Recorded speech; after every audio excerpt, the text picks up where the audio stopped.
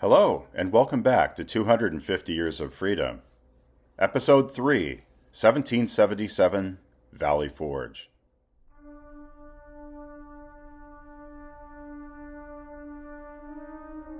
The winter of 1777 fell hard upon the Pennsylvania hills. 12,000 soldiers trudged into Valley Forge, tattered uniforms, bare feet bleeding on frozen ground. The war for independence hung by a thread. Hunger, disease, and despair stalked every campfire. Yet out of that valley of shadows, a deeper fire burned, one that neither frozen earth or a terrifying enemy could extinguish: faith. After defeats at Brandywine and Germantown, General Washington chose Valley Forge as winter quarters. It offered shelter from the British, but little else. Supplies failed to arrive, men barely survived on meager rations, horses starved. 1 in 6 of their number, over 2,000, would perish. What kept the army from dissolving? After all the discomfort the men faced, they were barely getting paid for their sacrifice. The paper currency they received for payment, when the Continental Congress could afford it, was barely worth the paper it was printed on. Washington said a wagon full of money could barely buy a wagon full of provision. Yet, he sustained an unyielding conviction that Providence guided their cause. A Quaker farmer recalled seeing the general kneeling in the snow, praying for strength. Isaac Potts, the witness of the event, recounted his impression of the scene to his wife Sarah as follows: "Thee knows that I always thought that the sword and the gospel were utterly inconsistent, and that no man could be a soldier and a Christian at the same time. But George Washington has this day convinced me of my mistake. If Washington be not a man of God, I am greatly deceived, and still more shall I be deceived if God do not, through him, work out a great salvation for America." Inside bungalows and frigid huts, chaplains preached from the worn Bibles.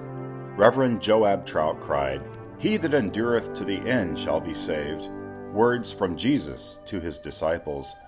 Letters home spoke of soldiers turning to prayer instead of despair. Perhaps it was the inspiration from their leader, whom lived a life of devoted faith in plain sight. As a young man, George showed a tenderness to the Lord, as evidenced by these penned words from his personal prayer journal at age 20. "Almighty God and most merciful Father, who didst command the children of Israel to offer a daily sacrifice to thee, that thereby they might glorify and praise thee for thy protection both night and day, receive, O Lord, my morning sacrifice, which I now offer up to thee.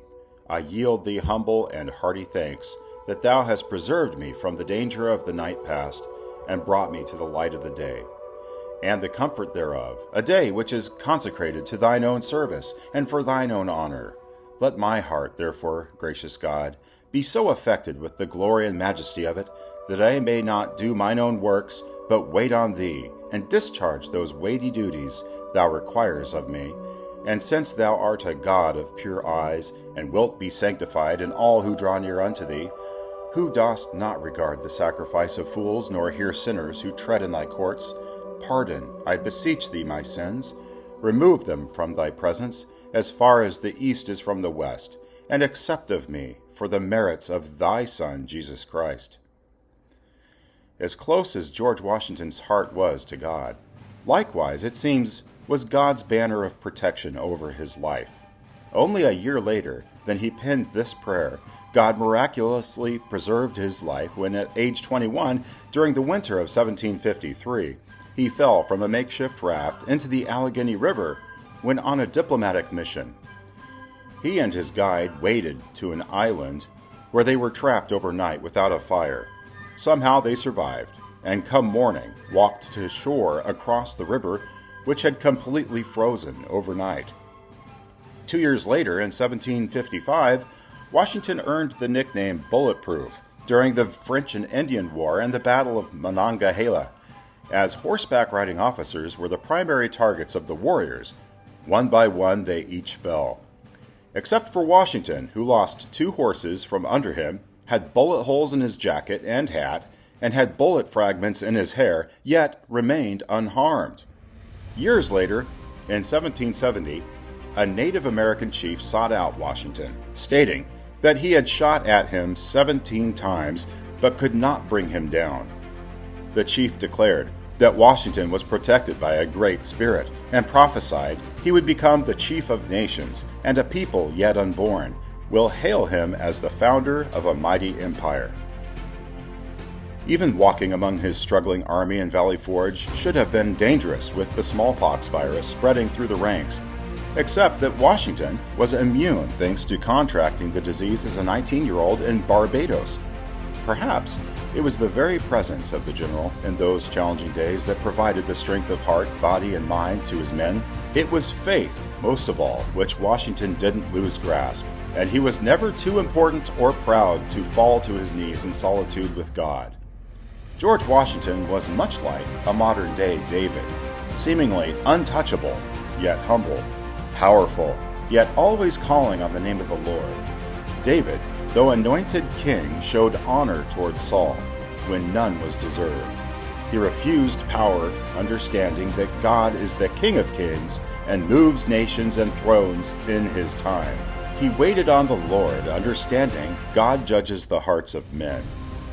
David's heart was judged by God as one that sought after the things of heaven.